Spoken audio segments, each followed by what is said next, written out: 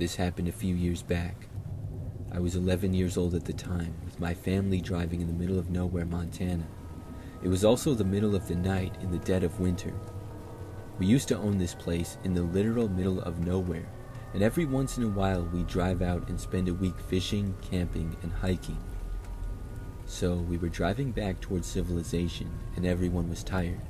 Big walls of snow were on either side of the road. Beyond the dirty snowbanks, you could see thick tree lines.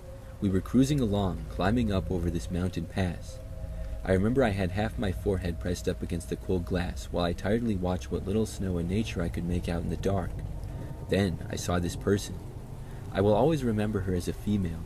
Maybe that's just what I settled on in my head, but either way, they were wearing a tattered coat, multiple layers, and carrying a couple of big bags.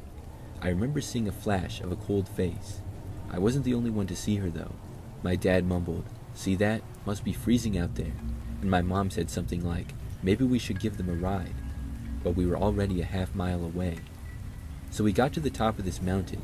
I could tell because I got that feeling in my ears, and we began the descent down to the other side. The driving conditions were not great, but the old family car was doing just fine. We leveled out a bit, and I started scanning the distance for any signs of a city, town, or anything. Still nothing but snow and trees out there. We were totally alone. We began the real descent, and we started winding down this mountain pass. I was staring out the window at the snow and trees as the drive got scary. We hadn't passed a car for what seemed like hours. I remember my dad started talking about something, and that's when I saw her again, standing out in the snow. I got a brief glimpse when they were illuminated by the headlights, but then gone. This time I got a better look at her face, and I wish I hadn't. A really strange smile in the middle of a very disfigured face. Maybe she was a horrible burn victim. In that brief second, I couldn't get the image out of my head, but it felt like she was staring right at me, smiling, some messed up kind of understanding in her small black eyes. So we drove on for a bit, and I remember just staring out the window. It immediately struck me. How did she get there? How did she travel miles and miles and miles in front of us? We didn't pass a car, truck, or anything, and there wasn't really any other road out there. We eventually got to the bottom of that mountain and made it to some roadside motel where we stayed for the night. The next morning, we found this little diner right outside the town that we stayed in. It was a classic trucker stop type of diner. We ate and played I Spy. After the bill was paid and we zipped up our coats, I heard the doors chime. We were all heading out when I looked up and saw her again. The same coat, the dozens of hooded sweaters, the big bags filled with what looked like damp clothing. I was walking out behind my dad, and I remember that she gave this look at me as she passed. She really looked like she hated me, like she knew things I didn't, looking at me with that huge disfigured smile. She stopped beside me, but I stayed behind my dad until we got in the car. I don't know what really was going on. I couldn't help but feel bad for her if she was truly lost out there walking for miles in the cold, or maybe someone had hurt her. Probably a dozen of explanations for the whole experience, but I can't shake the weird feeling like she was following us.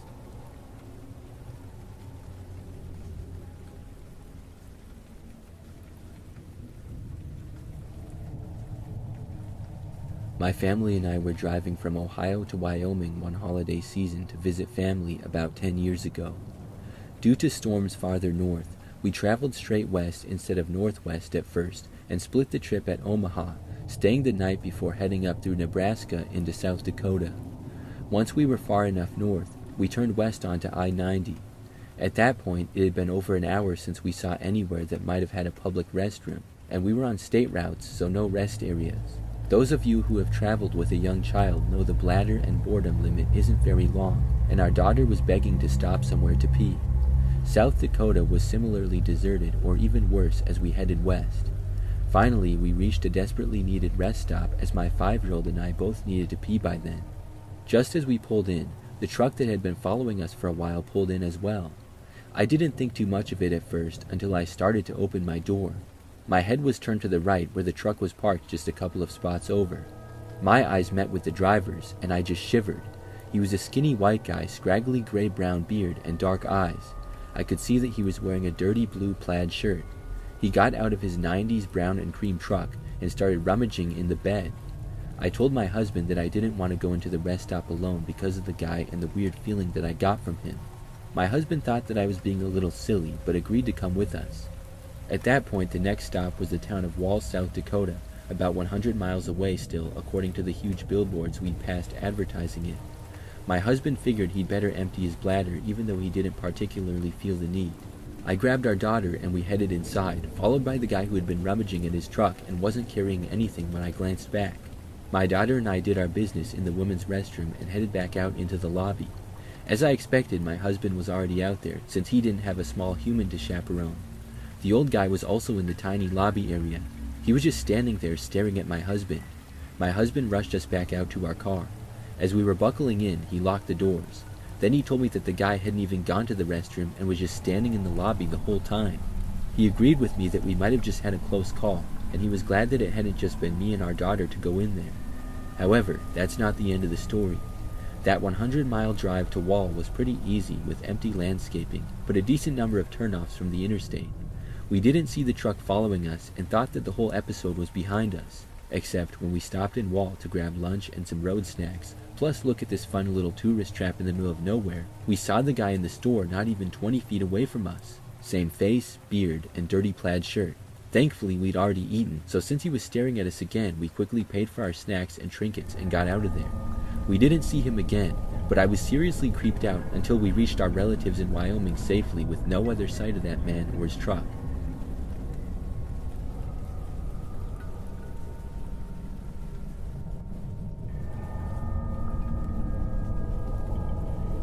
It was about 2000 or 2001, and my best friend and I were 13 years old. We lived in a small town in rural Minnesota of about 2,000 people. Out of our friend group, her and I were the only two who lived out in the country, farther away from the small town out in the middle of nowhere. So we understood the boredom that could ensue, but the fun things that would come out of it. Exploring the woods, running around in the cornfields, creating forts, exploring the abandoned house on their property. It was a really fun time for us. One day, we decided to take our bikes and ride down some gravel roads. Her little brother tagged along, and he was probably about 9 or 10 at the time. We were riding along, laughing, probably picking on her brother, when we saw an old shack out in one of the cornfields. The corn wasn't fully grown, so we were able to see most of it. We decided to explore it, because why not? I'm 33 now, so bear with my memory. I don't remember much about the episode, but I do remember what I saw inside, and it still gives me the creeps to this day. We peered inside, and the first thing we noticed were posters on the walls of the room. They were on every wall. There was a different person on every poster, and they looked angry. Some held guns pointed right at you. Some were pointing their finger, and it felt like they were pointing right at us with their eyes trained on us. In the center of the floor was a perfectly painted red circle. As we were staring at this creepy scene, I felt like we were being watched, and not by the posters. I looked to my right across the gravel road and into the cornfield across from us. Standing in the middle of the field was a man. He was just watching us. He was not waving his arms, not yelling at us, just watching. I alerted my friends, and we looked at him together.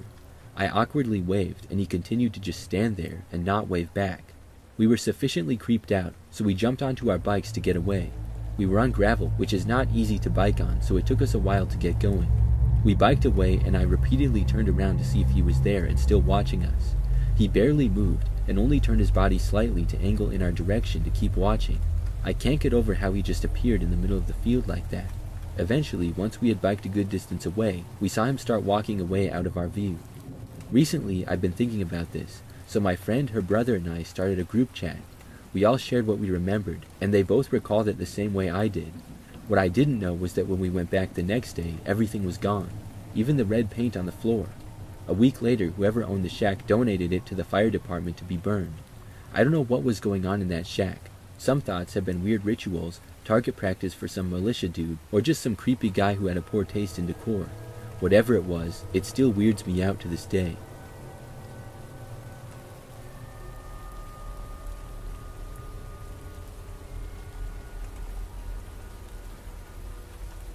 This happened at night in the middle of nowhere about 8 years ago.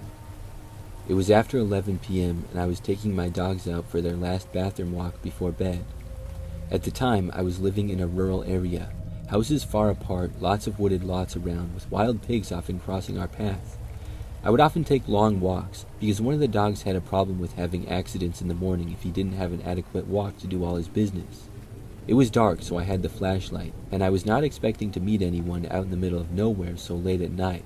But ahead of me appeared on the opposite side of the road another flashlight. We had a few neighbors, but of the homes around, I knew most all of them from over the years. On rare occasions, someone else may be walking a dog, but I could count the times that happened on my fingers. As I passed by the other flashlight at night, I noticed a tall, pale man who I had never seen before cross the street to my side and began to follow behind me. He yelled out, "Hey, I like your dogs. Can I pet them?" I stayed calm, walking briskly and ignoring him. My house was close, and I was almost home at the end of my walk. He continued to follow me, yelling, "Hey, what's your name? I just want to pet your dogs." He had a thick East European accent.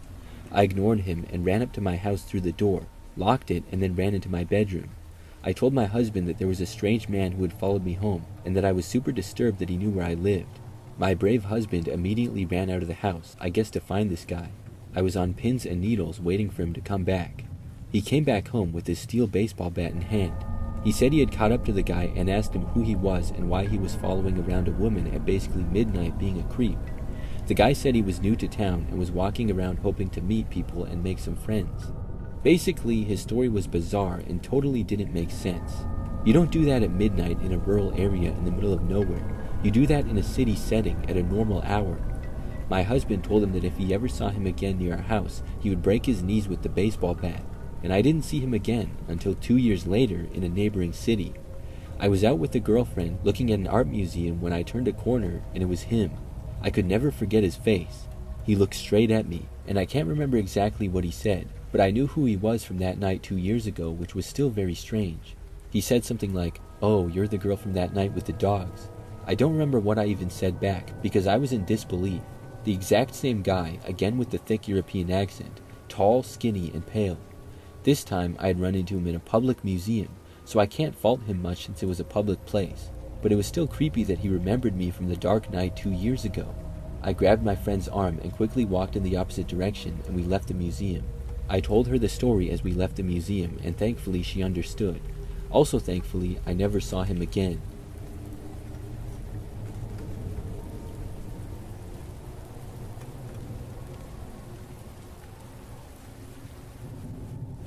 Back when I was in college in Texas, my roommates and I decided to drive to Boulder, Colorado for spring break. It was another girl and I, along with our 2 male roommates.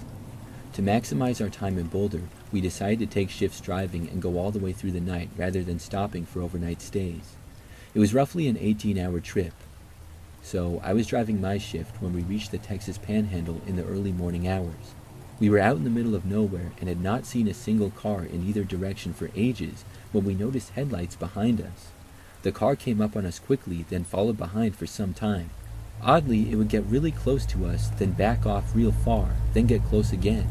This pattern continued for several miles. Suddenly, the headlights were joined by red and blue police lights. It was so dark out there that we had not seen the light bar on the hood and had not realized we were being followed by a cop. I checked my speedometer and I was not speeding, so we were all wondering why we were getting pulled over, but I went ahead and pulled over to the shoulder. Up came a cop wearing a cowboy hat to my window. He shined his light in the car and looked us over, then asked me to get out of the car. I hesitated at first, but there were 3 other people in the car, so I wasn't feeling particularly unsafe at this point. I grabbed my wallet, got out, and stood against the driver's door. The cop looked at my license and insurance, then told me that he was going to do a sobriety test. I was thinking, why would I need to do that? But I haven't had anything to drink, so I did it anyways. The way the cop directed me for the walking in a straight line test had me ending my walk right by his car. When I finished, he reached over to open his back passenger's door and told me to get in. I said, "What? Why?" He said that I should sit in his car while he looked up my license.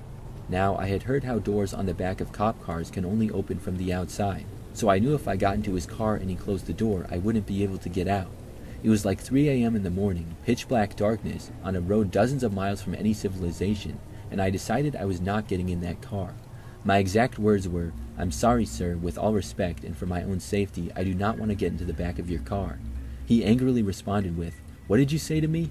I repeated my statement again, being as nice as possible about it, and I stayed calm the whole time. He went back and forth like this for several minutes, with him being really angry and threatening to arrest my friends and I and hold us overnight. Finally, he gave up trying to get me into the back of his car, and he said to me, "What are you afraid of, being kidnapped?" Personally, I thought that was a really strange and messed up thing to say. I glanced towards my car and saw my friends piled to the back window watching, with the two guys looking ready to jump out. The cop turned to look at them too. I don't know what went through his mind, but after being completely aggressive with me for what seemed like forever, he finally gave me a creepy smile. He handed me back my license and insurance, tipped his hat, and then got into his car and drove off. He didn't give me a ticket or even mention what I had done wrong or why he had pulled me over. At that point, I was shaking so badly that my friends had to help me get back in the car. To this day, I think about that cop deciding to terrorize a young college female at 3 a.m. in the middle of rural Texas, and I often wonder what would have happened if I had not stood my ground and instead gotten inside of his cop car. I wondered if he would have tried to take advantage of me in the back seat of his car, and I also wonder if he was even a real cop or not.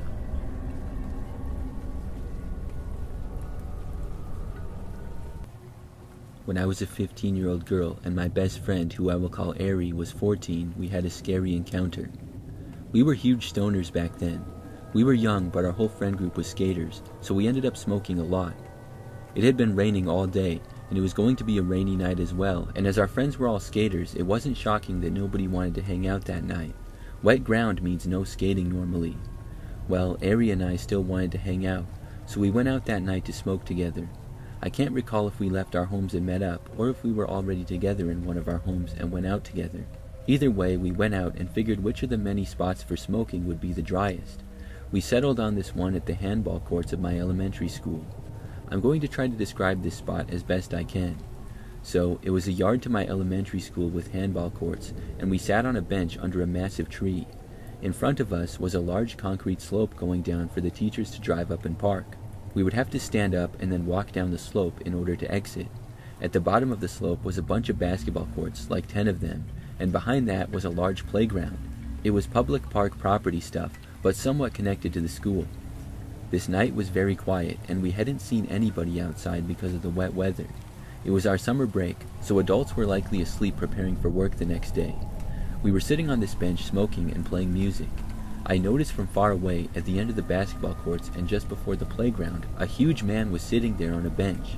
I could tell from his silhouette that it was a big dude. I told Ari, and her being the more reckless of the two told me to relax and that we were fine. But me being the really on-guard type of person, I could not chill out. I kept telling her that something wasn't right, and I made her turn off the music. What was this clearly grown man doing in the wet, rainy park at midnight, totally alone? He himself wasn't smoking, he wasn't on his phone, and he was stiffly facing us directly. He didn't turn his head once our entire session. I mentioned this all to Ari towards the end of our session, and she finally agreed that something was really off. We were ready to leave though, so we didn't think it was a big deal and would just go. We kept an eye on the person down the bench as we left. Now, if you recall and understood my description, we had to walk down that slope to exit the area. This also meant getting closer to that guy. We would still be far from him, but closer than we were now, and he would obviously see the direction we were going for a minute as it was a big slope. We started heading down the concrete slope, and the whole time Ari and I were holding each other's hands tightly. My eyes didn't leave the guy for even a hair of a second. I was so focused, but also freaked the heck out. I kept telling Ari not to run away and to walk calmly, and I was probably trying to convince myself at the same time, to be honest. I just felt like if we started running, he would know we were scared. I can't explain why, but I felt like that would make things worse. We were not even halfway down the slope when the dude very slowly and stiffly rose up from the bench. My eyes were locked onto him, and he was huge. Then, in one swift movement, he went from totally frozen to darting directly towards us. I mean, this guy was seriously running, and his legs were so long his strides were massive. The second he took off directly for us, Ari and I dropped our grip from each other and bolted down the slope into the middle of the road. We were running and screaming, and all I could imagine was him grabbing one of us. Like I said, it was totally a wasteland outside that night. So even what was usually a busier street during the day was so dead so late at night in bad weather. I'm not sure why, but I guess we telepathically agreed to run towards where our group usually hung out when we weren't smoking. The park that was across the street and down the block. It was a block that we went around the basketball courts, so the entire run we could see the guy darting towards us and making his way onto the road behind us. We thought by some small chance we'd see our friends hanging out at the other park, but we were wrong and it was deserted. I could feel both of us becoming exhausted when we realized we probably wouldn't see anyone for over a mile, and that if we did, it would be by absolute luck on a night like tonight. We ran and ran until we reached an overpass of a highway that was still empty, but at least it had more streetlights. We hadn't looked back for a while now, but when we reached the overpass, we noticed that the huge guy was gone. I'm not sure what made him quit. Maybe he realized we were not to be messed with, or that he underestimated how fast we were or how far we could run without getting tired. Maybe he just wanted to scare us. I'll never know, and I don't really care to know either.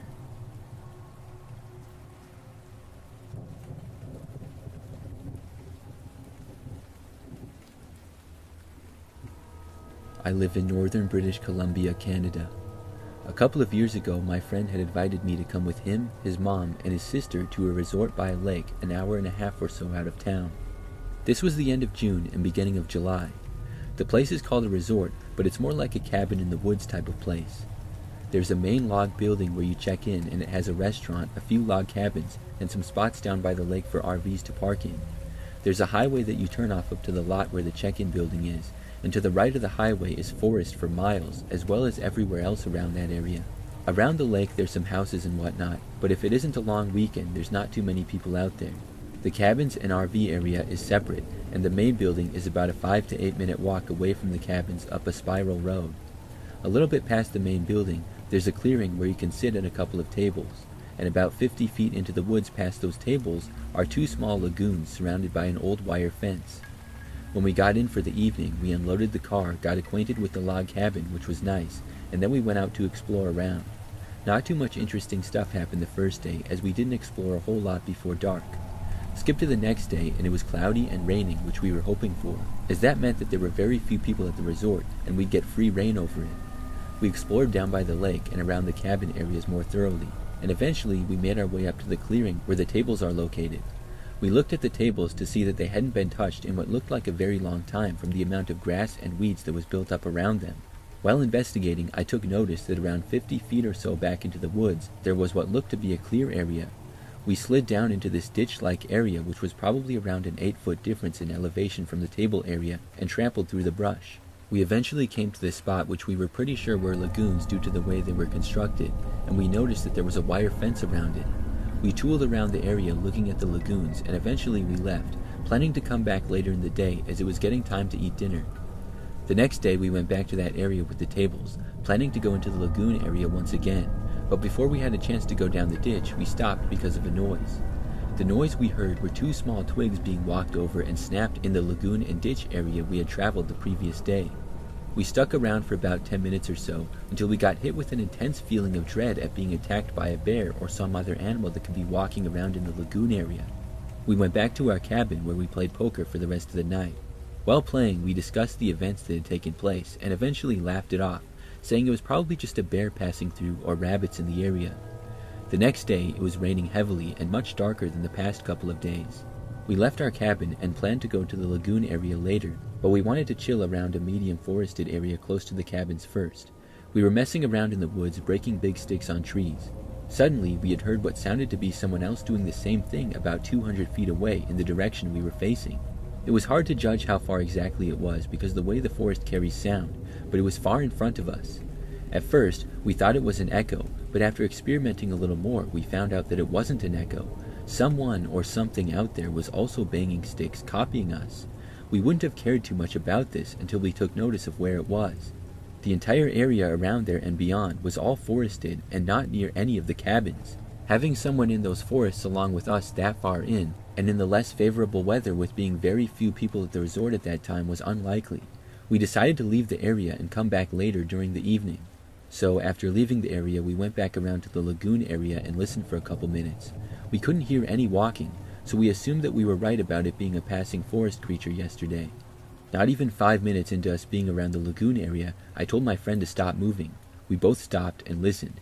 We heard what sounded to be the footsteps again, but as they were coming in louder and faster, we got that same overbearing feeling of dread. We hightailed it out of there spooked, and we booked it back to our cabin. Later that evening, we returned to the forest clearing area where we had heard the branch against the tree noise earlier in the day. We again started smacking branches against trees, this time not hearing anything, but as I turned to my left, something caught my eye. There was what appeared to be a person standing behind a tree, and I saw them duck behind it when they noticed that I noticed them. I nearly screamed, but I held it in and immediately told my friend that we needed to get out of there, and we sprinted back to the cabin. Later that night, while sitting in the loft area where our beds were, we discussed what had happened the last 2 days. The area that I had seen the person was in the exact same area where we had heard the mimic banging earlier that day. Also, both days we had been down near the lagoon area and had heard footsteps walking around. It was very creepy, as there was too much of a coincidence for the person or figure I had seen to not have been watching us and following where we were going both days. Very strange activity, as it was a rainy day and night both days that we were out exploring. We left the next day as our booking had ended, and I was happy that I didn't have to stay there any longer, being constantly watched.